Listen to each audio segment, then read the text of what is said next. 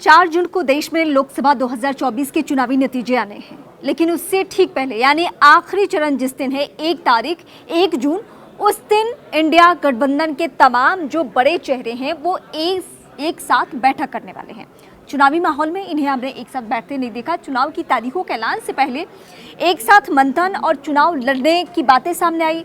उसके बाद कई बार रूटने बनाने के बाद कई जगहों पे जहां जहां क्षेत्रीय दल है वहां कांग्रेस पार्टी इस कोशिश में रही कि चुनाव लड़ने के लिए वैसा माहौल तैयार हो। हालांकि बहुत सारे समझौते, बहुत सारे शर्तों के साथ वो चुनावी मैदान में भी उतरे, लेकिन 1 तारीख वो तारीख है जिस दिन ना सिर्फ आखिरी फेज का चुनाव है, इसके साथ साथ उस दिन देश का मूड भी पता चलेगा एग्जिट पोल के जरिए।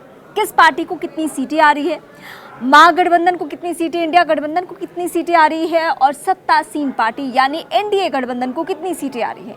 लेकिन उससे पहले ये जो बैठक हो रही है उसके बड़े मायने हैं। दरअसल 2 तारीख को अरविंद केजरीवाल को भी वापस चले जाना होगा सलाखों के पीछे तिहाड़ जेल। अब इस बैठक में कौन कौन से बड़े चेहरे पहुंचने वाले हैं वो मैं एक एक करके आपको बताती हूँ।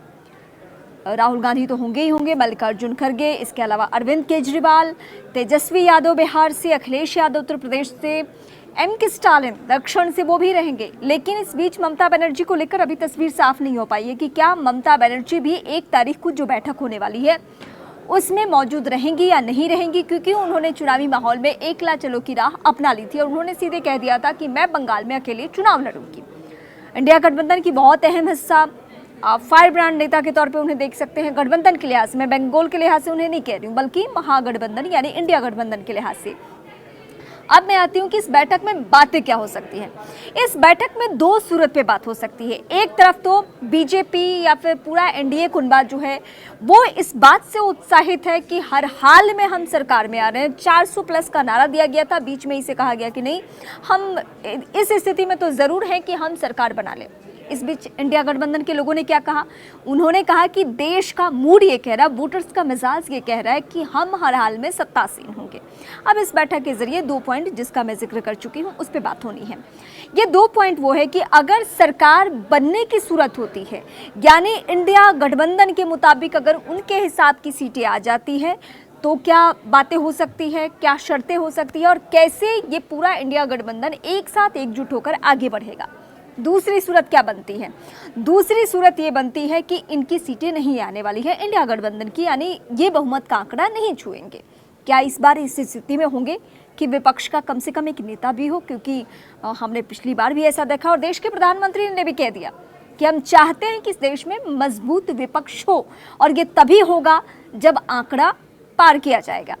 इसकी सूरत अब अभी तो जो इंडिया गठबंधन के लोग हैं वो दावा तो कर रहे हैं, लेकिन दावे की सच्चाई आपको या तो 1 तारीख को पता चलना है देश के एग्जिट पोल के मूड के हिसाब से, या फिर 4 जून तक हम सभी को इंतजार करना होगा। लेकिन उस स्थिति में अगर बीजेपी तीसरी बार भी सत्तासीन होती है, तीसरे टर्म में भी हो जाती है और देश के प्रधानमंत्री नरेंद्र मोदी होते हैं, तो फिर इस सूरत में विपक्ष को इस देश के मुद्दे, राजनीति करने का तरीका ये कैसे रखना है, इस पर भी फोकस किया जाना है। और अरविंद केजरीवाल चूंकि फिर से जेल जाने वाले हैं तो उनकी गैर मौजूदगी में ये बातें कैसे आगे बढ़ेंगी। कहा तो ये भी जा रहा है कि बहुत सारे ऐसे प्रदेश हैं जहाँ फिर बदल होने की गुंजाइश है, जिसमें पंजाब का हालिया दिनों में जिक्र होना शुरू हो चुका है। हिमाचल पे पहले से ही नजर है कि अगर वहाँ पे कुछ भी गड़बड़ हो चुनावी परिणाम तो हिमाचल की सरकार पे असर पड़ जाएगा। तो ये बहुत सारे मुद्दे हैं जिस पर इंडिया गठबंधन के लोग एकजुट होकर एक मंच पर बातचीत कर रहे हैं। पूरी तस्वीर साफ होगी 1 तारीख को ही, हमें इसके लिए थोड़ा इंतजार करना होगा।